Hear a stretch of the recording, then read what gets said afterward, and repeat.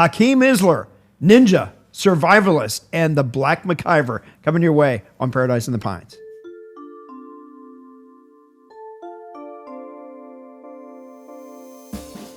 Welcome to Paradise in the Pines, a podcast about the people, places, and stories that make this the home of American golf. Brought to you by the Pinehurst, Southern Pines, Aberdeen Area Convention and Visitors Bureau. Welcome to Paradise in the Pines. We're joined by Hakim Isler, Ninja, Survivalist, and the Black MacGyver. Man, that's pretty bold goings on there, man. What led to all that? Which part first? Yeah, right. I mean, this is a big onion to peel here. Yeah, Hakim. Basically, we're inspired because you moved to the area, to Moore County, to the Robbins area to start the Soil Foundation. We'll do that. Tell us a little bit about your background, where you're from, and what brought you to this area first. Yeah, so I'm originally from New Jersey, and at some point in my 20s, about 2021, I came up with this idea that I wanted to be a ninja, right? And I think Teenage Ninja Turtles, that's the only ninja background I got. So, but I mean, totally different world there. So you were interested in the ninja culture. Yeah, the ninja martial arts. And believe it or not, the guy who went to Japan and brought it to America, he's known as the father of American ninjutsu, lived in Ohio. And he had a school in Dayton, Ohio. So very committed. I was very committed to martial arts and learning martial arts. I had been doing it my whole life. And I went to Dayton, Ohio to check it out. Fell in love with it, came back, saved up $1,200, got a small apartment in the slum of Dayton, Ohio, and started training with him as his personal student. And what age were you at that time? I was about 21 back then. Yeah. And so that was my journey. And then after learning those skill sets, outdoor training, experiential training, how to defend yourself against all different types of threats, mental, emotional, and physical. The time came for, me to say, well, what am I going to really do with this? And 9/11 had just happened. And I was talking to a gentleman who was in the military, and he was PSYOP. And I was going to go in. I had already kind of thought I was going to do special forces. Yeah. And he said, well, if you go in as special forces, you might get hurt, and then you'll go to kind of like the needs of the Army. But if you go in as PSYOP, that's what the ninja did. They were these psychological warfare people, and because they had lower numbers and they had this understanding of the human psyche. And I was like, man, that's super appealing. He said, and then you can try out for SF. And if you get hurt, special forces, if you get hurt, you just go back to PSYOP and you stay in the community. They're all special operations. So that's how I ended up in the Army. That brought me to Fayetteville, North Carolina, Fort Bragg. Yeah. And then, it all started growing from there. So go a little bit deeper into the ninja culture. I mean, you say that, and I think people have a connotation of what that means.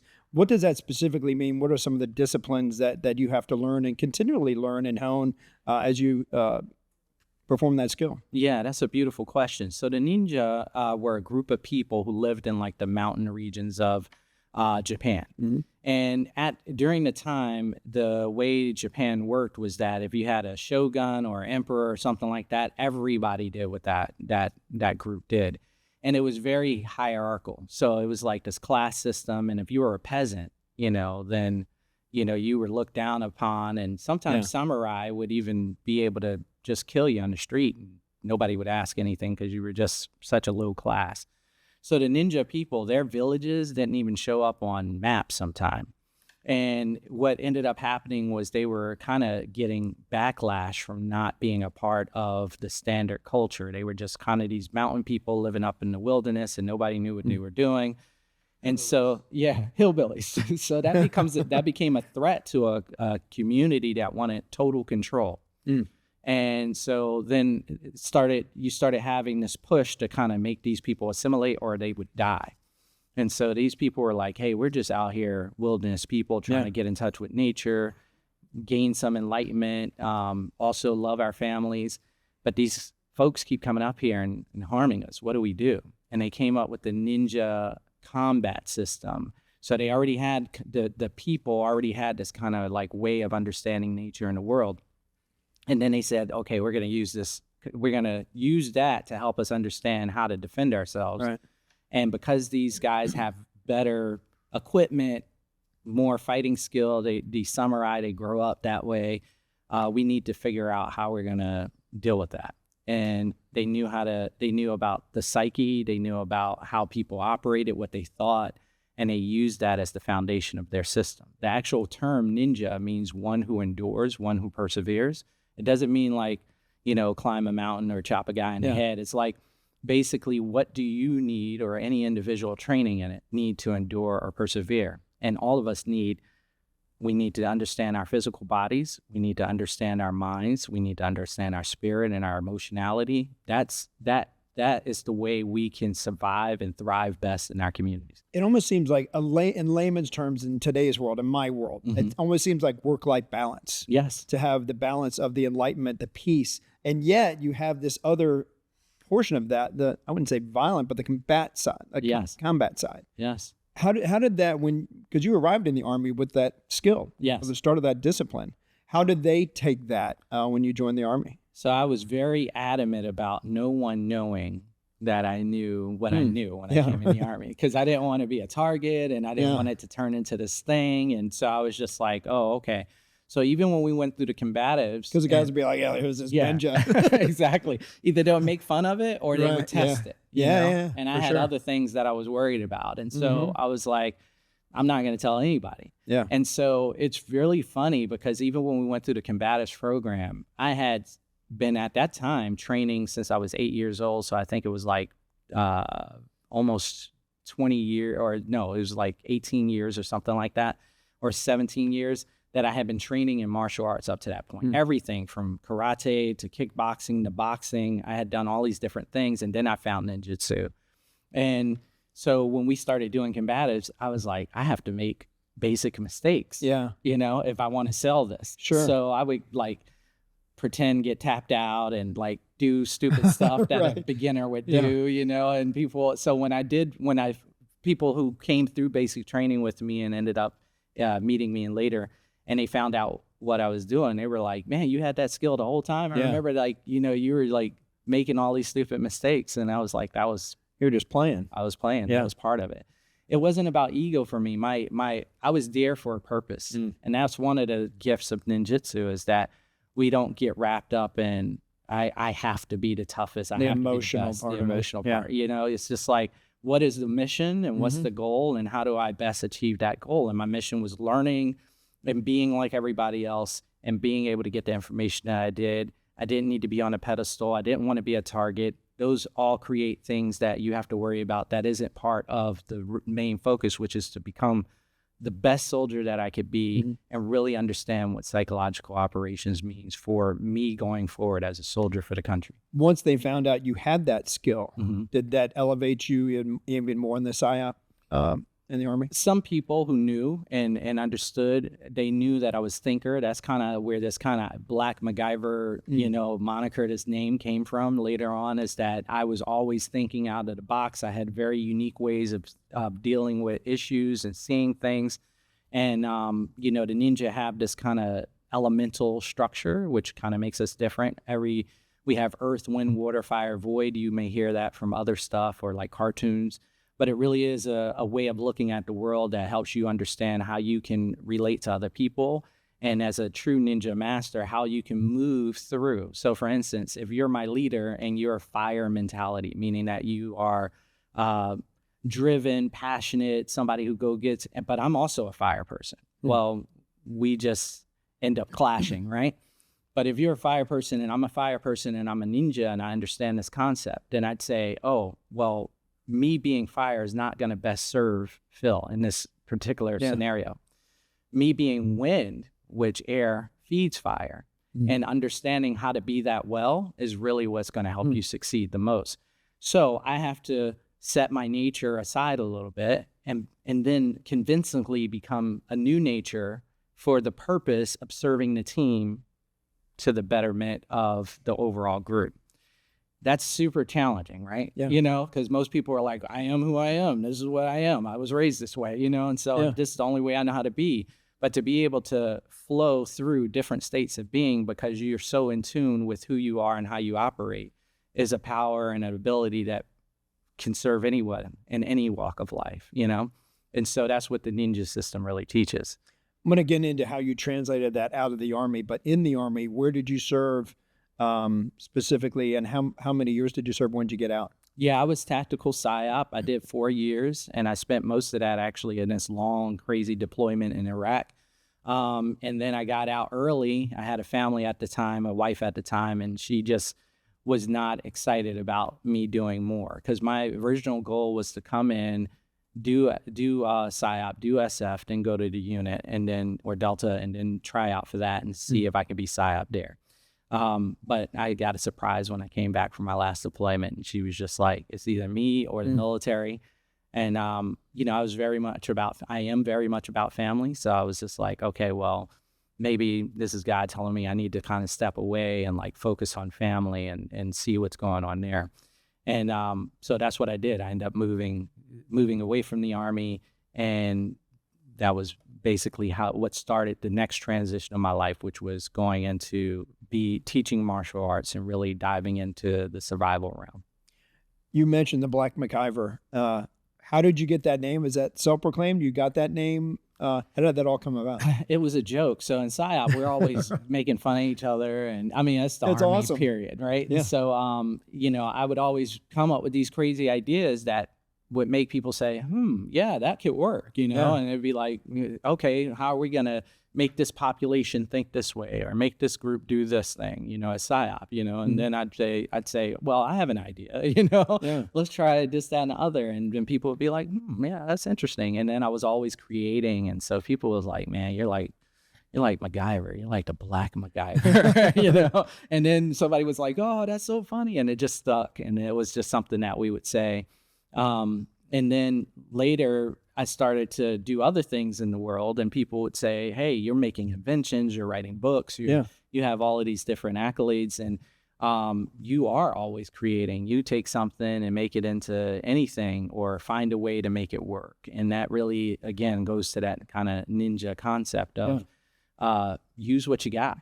You know, they didn't have the best weapons, they didn't have the best everything, but they were able to figure out a way to persevere and endure. You call it ninjanuity. Ninjanuity, yes, exactly.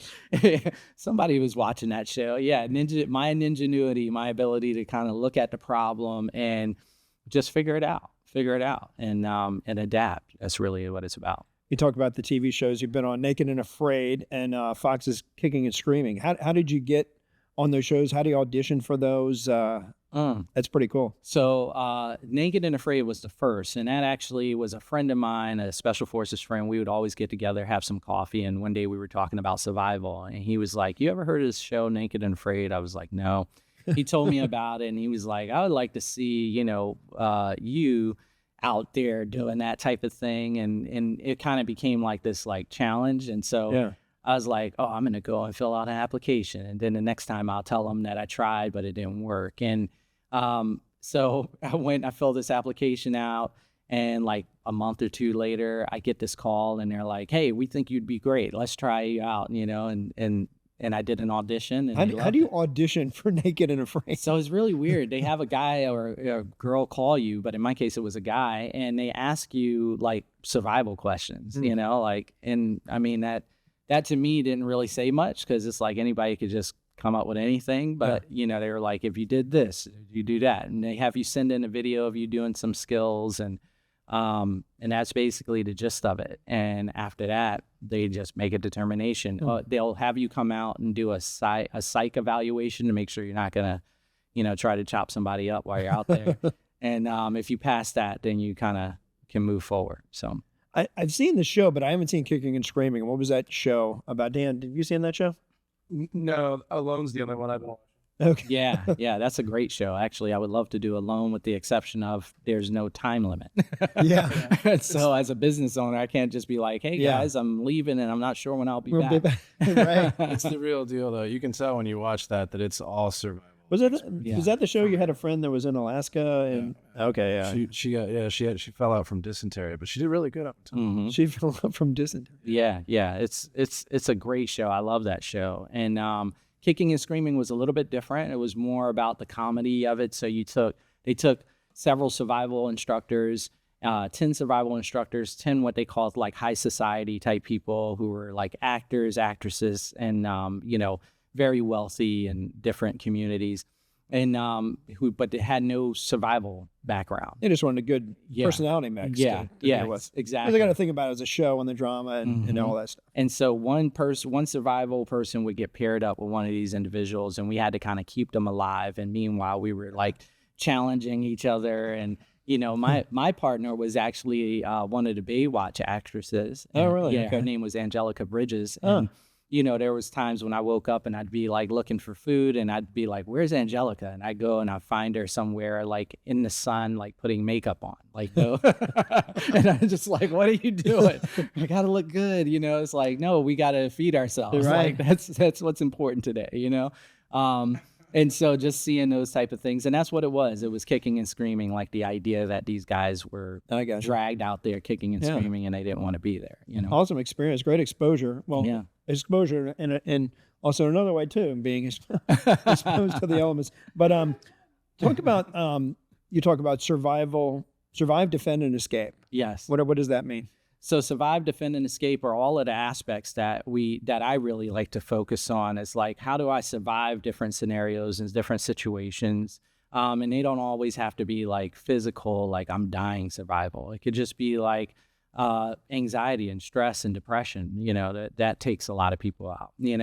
How do I defend against those things? What tools do I have to help me work through depression, anxiety, or flood, or something like what happened in Western North Carolina recently? And then escape. If I need to get out of there, always thinking about like mobility equals survivability. If I need to get out of there, how do I get out of there? What tools do I have to help that? And and so it's those words sometimes have a very direct meaning, but I play with them a little bit, because escape could just be like, I don't want to be here talking to this person, and so what tools do I have to, get myself out of this at this particular time? Or it could be something more drastic, like somebody walks into a store and starts shooting it up. How do I get out? How do I survive and defend and escape this scenario? So it has multiple meanings. I remember in my TV career, we used to do this outdoor segment with this guy named Claudie Taylor. So pre-dawn, we go driving out. This is near New Bern, North Carolina. We go out to the middle of Croatan National Forest. We're driving a good half hour into the middle of this wilderness. And this guy was kind of like, if you remember Yul Gibbons. Yul Gibbons was like a survivalist. I think he did grape nuts commercials back in the day. But anyway, we're in the middle of this forest, and Claudie's like, if I let you out of this truck right now, could you find your way back? And I'm like, hell no. I said, I would die probably within the hour. So give us a scenario there, like if you're in the middle of nowhere, and how do you survive? How do you eat? How do you make a fire? How do you do all these things if, God forbid, one of us is like somehow, some way in that kind of scenario? How do you survive? Yeah, so that's a really great question. What I always say as a ninja practitioner, but also as a teacher, is that I'm going to give you tools, and when I train you, but the reality, the greatest tool is your ability to recognize that every situation is dependent on the situation, right? Like how you look at that and view it. Because I can't tell you that you're only going to have to survive in the wilderness or on the beach or in the desert, right? So I can only give you some tools, and then you have to be able to adapt based on where you are. And so the first thing is you have to look at the environment that you're in and the situation that you're in, and really evaluate that. And so am I in a hot environment? So is it really, if I'm in a warm environment, is it really important for me to get like this super shelter, right? Or can I do without a shelter for a little while and just find like a tree to find some shade or something of that nature? Am I in a very rainy and cold environment? Okay, so me finding a tree with some shade is still not going to be good enough. I need to actually build a shelter. So those are two different ideas that I'm thinking about. Is this a situation where I need to wait in place?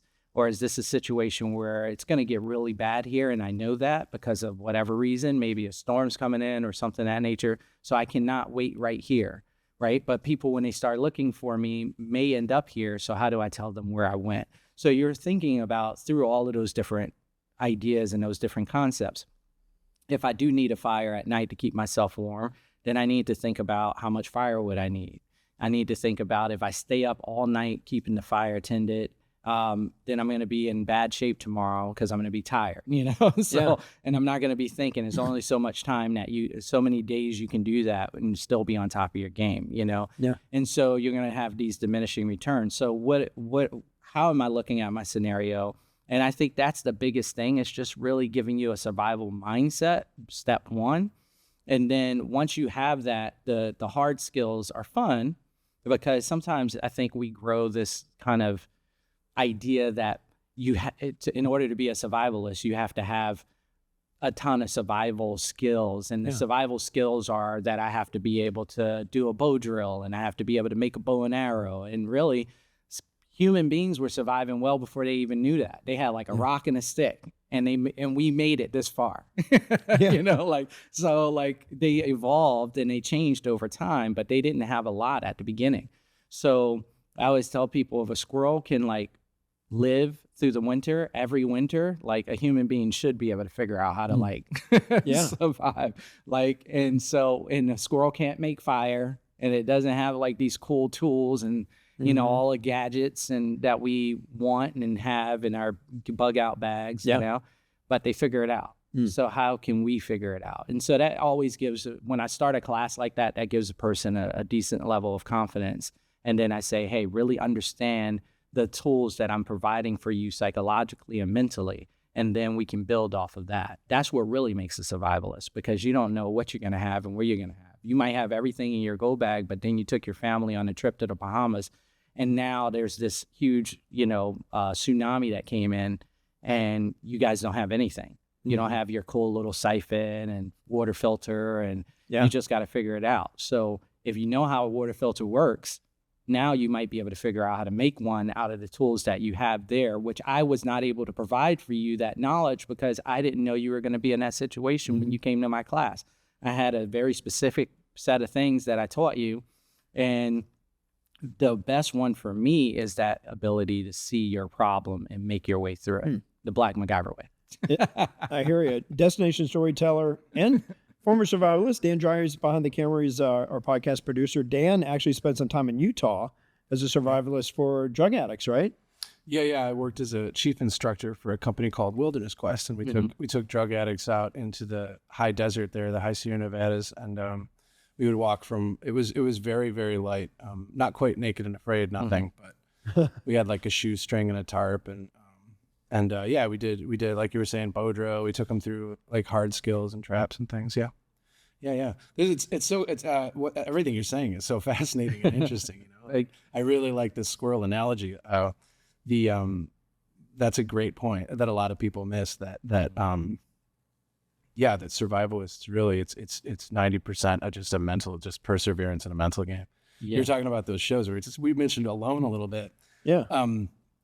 What do you think about when you're watching other people? Do you watch other people trying to do outdoor survival or Yeah, I like to watch Alone. I haven't watched the last few seasons, but when I see it, it's always fascinating. Yeah. And I think what to the point that I was making earlier, what's really great about that is they have all of these tools, but really the psychological stuff is what gets so many people. Mm-hmm. It's they have the cool saw, and they have the cool cold weather gear, and they have all of that.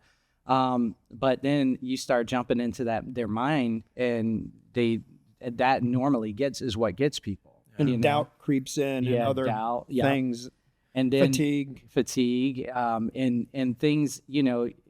It's one thing where if you're well fed and you can go back to somewhere, that's a different story. Yeah. But when you aren't well fed and you're not really sure where you're going, it changes the whole dynamic of everything. Psychologically, it can really defeat you really fast. And something that maybe you're doing a bow drill today and you didn't get it, and you're like, man, this sucks, I'm gonna have to live through the night. But you're at a survival class. Yeah, it is not the same feeling as when you're out in the cut somewhere and you're like, I wasn't able to do that. Yeah, I'm not sure what's gonna happen.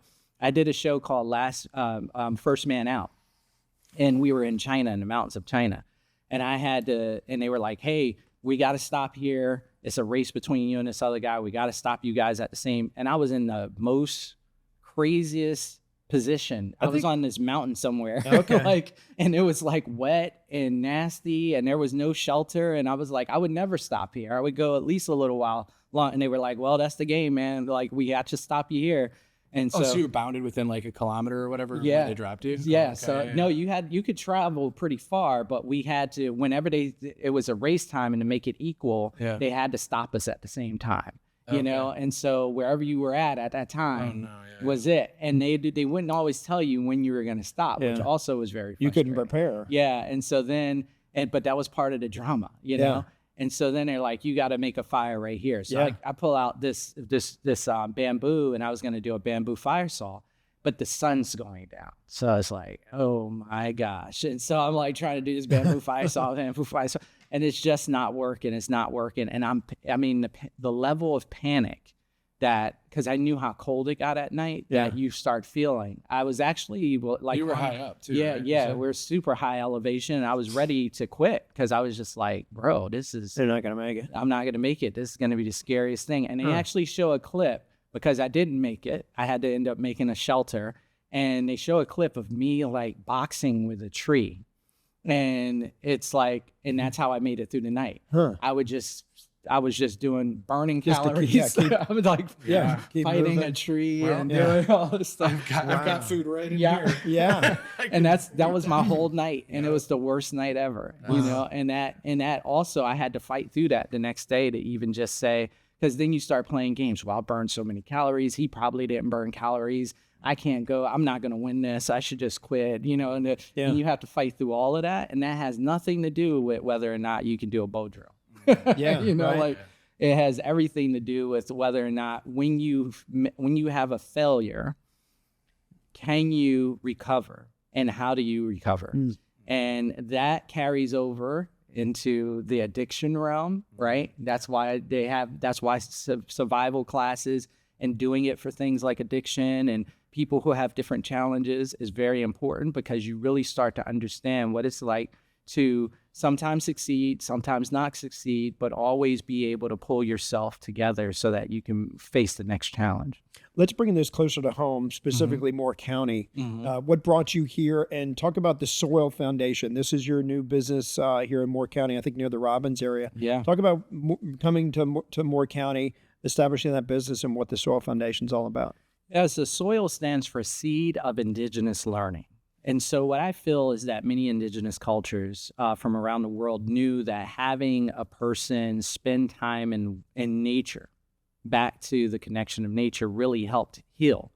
Warriors have been around forever, right? And so before we knew what PTSD was, I think these cultures knew that, hey, when warriors go off to war and they come back, they're changed, and we need a way to pull them back together. And so they would have them sit out in the wilderness or do walkabouts or spend time with their shamans or priests or whatever. And when I was on Naked and Afraid, I had an awakening, and I had PTSD, symptoms of PTSD that I had not believed that were there. And what ended up happening was I came back, like I told you, I got back from my last deployment. I actually had 6 months left in the Army. I was all geared up to re-sign, go try out for SF, and then move. And then 2 years later, I was going to try out for the unit. My ex-wife knew all of that. She was having problems with depression. I had lost some friends over there and people that I knew while I was deployed, but we compartmentalize real well. And I'm really good at being task oriented. So the new task now was like, how do I keep my family together? You know, like, and then like, okay, well, I'm going to have to get out. Okay, well, now what am I going to do for a living now that I'm out? I had to figure that out. Then me and my wife ended up splitting. So then it was like, okay, what do I look like without her? And it was just all of this stuff. And it was just mission in my mind. And then all of a sudden I go on Naked and Afraid a couple years later, and I'm on the side of the Himalaya mountains in India. And I don't have anything to hide behind. Yeah. There are no friends to talk to. There are no like busy tasks other than doing the survival stuff. But there's a lot of just sitting around stoking the fire because it's nighttime and it's freezing outside and you can't do anything. And then it's all this stuff just started coming out. And I was like, whoa, what is this? And I found healing in that. And I was like, I have to bring this back to my community and give other soldiers and people an opportunity to kind of zero out. And that's where the idea of the Soil Foundation was born. I did not know how I was going to afford land. I did not know any of this other stuff. I just knew that I had to be able to provide it.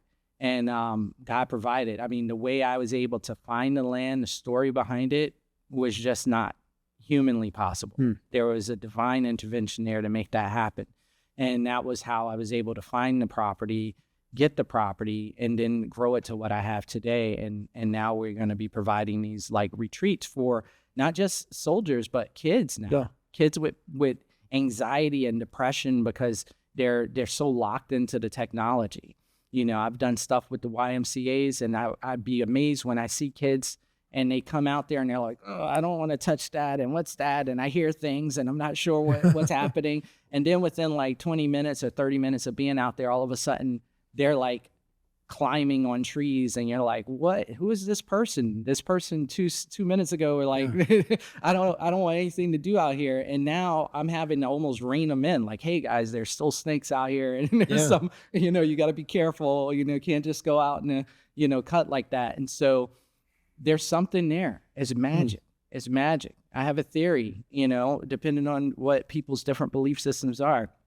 But if you believe that God made us from clay and earth, you know, then that means we and nature we're one. We're one. Yeah. So the further we get away from that, technology is great, but the further we get away from that, the harder it is for us to be able to do the things that we normally do.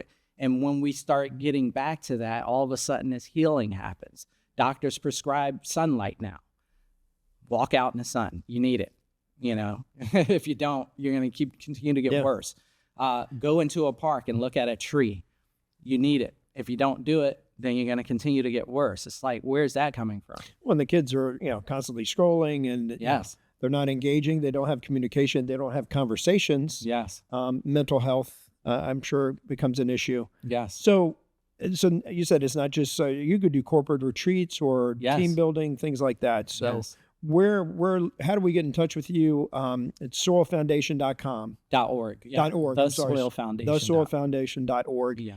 They go there, get in touch. How long would be your session? Is it a daily session, go on for a few days or a couple weeks, or talk about your program? That's a beautiful question. So I've actually had it where you can go for a day, you can go for a weekend, or you can go for a full week. And so we have all of those different options for folks to be able to come out and spend time with us. And then I can do different retreats. I've had lawyers out there, patent attorneys who have like really high stress jobs. I've had military out there. I've had, like I said, youth out there from different backgrounds, and I'm able to pull them all in these different ways and then help them with their different issues. Just give us an example. Say it was a 1 day session. What would we typically do to, and what would be the goal at the end of that to come away with?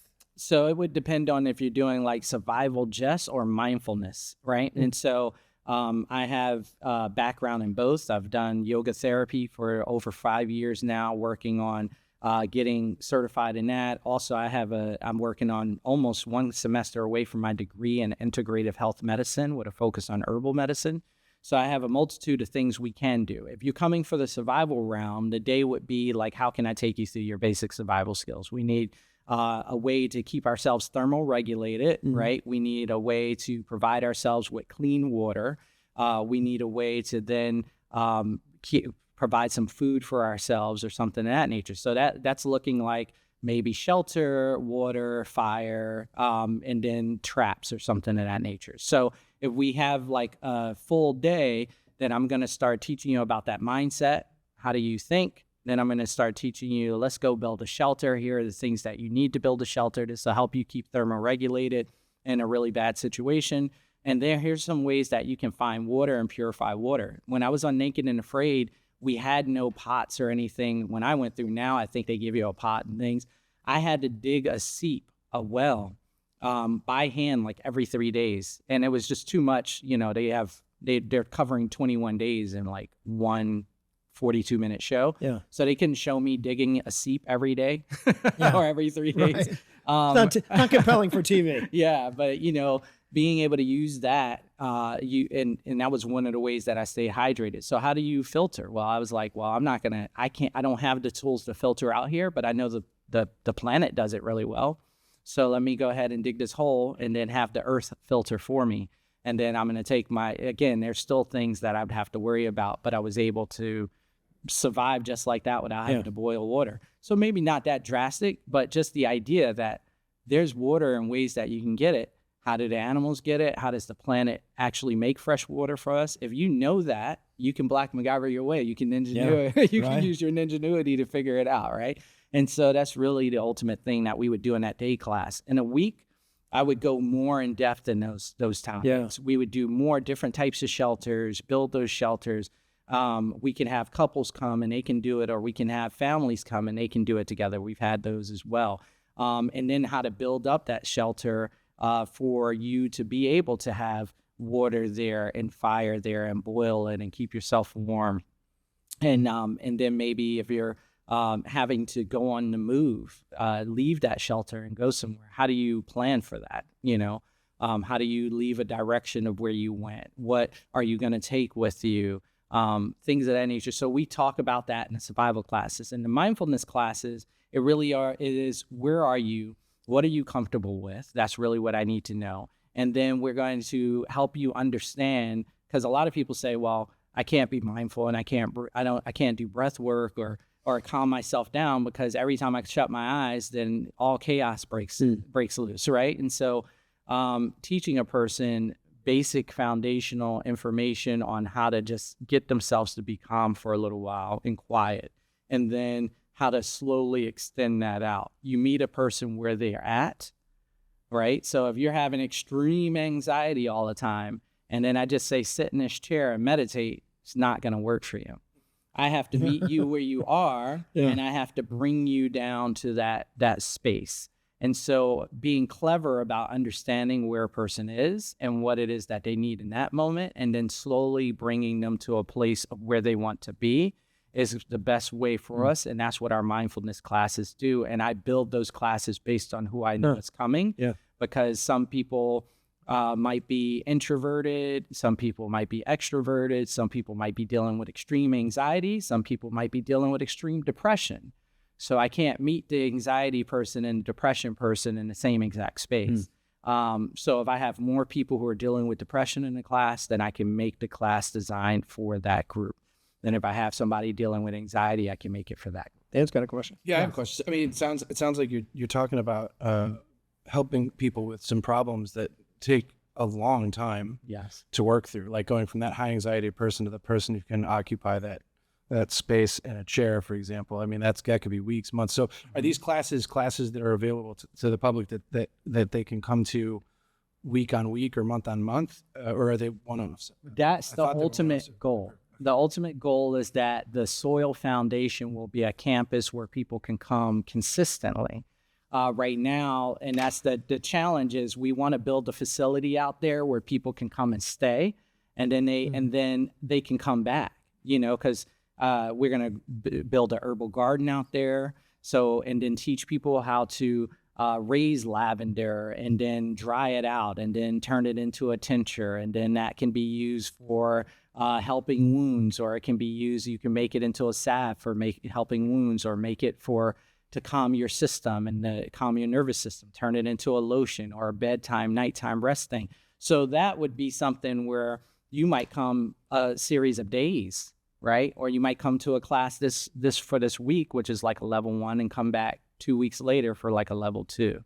And so that's really where we want to get to, is that we can do that. Right now, we're kind of at a point where we can only work with a person for like a week or 2, and then they go home and then they come back. But once we build the facilities out, then we're going to be able to keep people for longer periods of time, and then be able to see them consistently, so that we can work through some of those deeper issues and challenges that they're really trying to overcome. Wow, it's fascinating. I mean, we could sit here and talk about this for hours.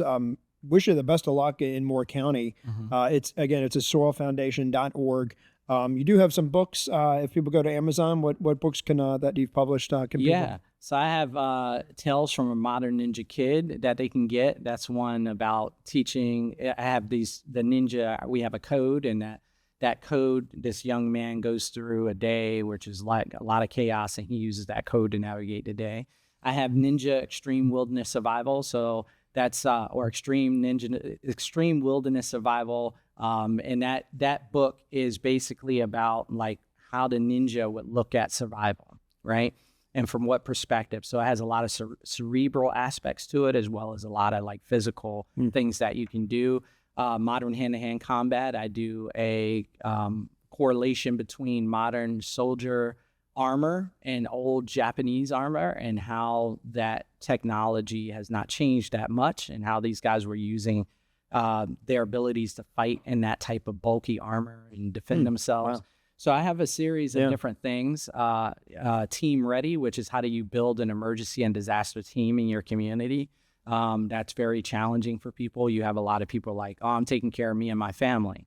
But we already know that the way we've made it this far is through collaboration and coordination with tribes, with groups, us being in groups and communities, right? Villages, not just one person hanging out with their family. Yeah. That was always very bad for us. It didn't work out really well, right? Hanging out in it, with your one farm, and then the bad guys come and they wipe you and your family out, and there's nobody there to help you.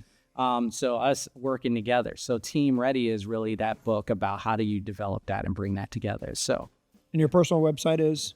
My personal website is Hakim, which is Hakim, as in Mary, dash Isler, Isler. So Hakim-Isler.com. And they can find all of my different things on there, as well as the Soil Foundation and my self-defense business. This will post the day after Veterans Day. We certainly appreciate your service to our country. We wish you the best of luck in Moore County. Hakim Isler, Survivalist, Ninja, the Black MacGyver. We wish you the best of luck. Thank you. Thank you so much for being on Paradise in the Pines. Thanks, Dan. Hey, if you want to learn more about tourism in Moore County, go to our website, which is homeofgolf.com. Go to watch some of our videos. Our YouTube channel is Home of American Golf. This has been Paradise in the Pines, and we'll see you next time.